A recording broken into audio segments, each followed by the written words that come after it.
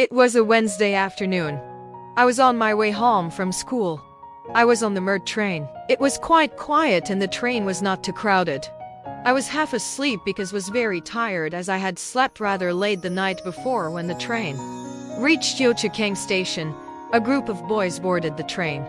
There were about 5 of them and they were talking at the top of their voices. Oh dear, thought, there goes my sleep. However, worse things were to follow. For some reasons they decided to sit quite close to me. It could be because the carriage I was in seemed to be filled with less passengers. 2 of the boys whipped out their yo-yos and started playing with them. In fact, they decided not just to bounce their yo-yos up and down, but to perform tricks with them. So, they started swinging their yo-yos around. One of the yo-yos almost hit me. The passenger who was seated opposite me was not so lucky. He was an elderly man and he got it hard on his left knee. He let out a shout of pain and shouted at the boys. The boys just ignored him and moved to the next carriage. I sighed with relief. The boys continued to make a lot of noise. One of them even took out 2 speakers from his bag and fixed his co-player to the speakers.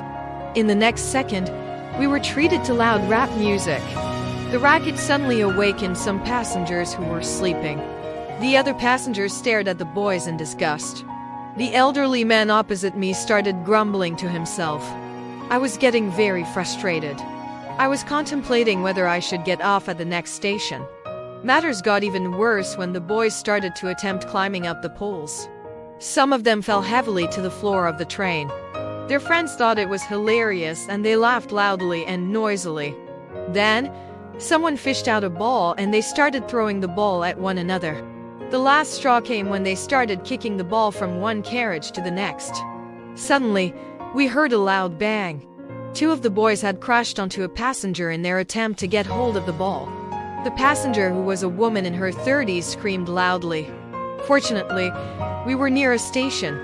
When the train stopped, the driver made an announcement that the train would be stopped for a while because he had to attend to some matters. In the next minute, the driver emerged from his cabin. He spoke sternly to the 5 boys and told them to follow him to the station control. He said he would contact their school principal and the police. The woman shouted that the boys should be arrested for being a public nuisance. The boys were very quiet now and fear was written all over their faces. Serves them right, I thought.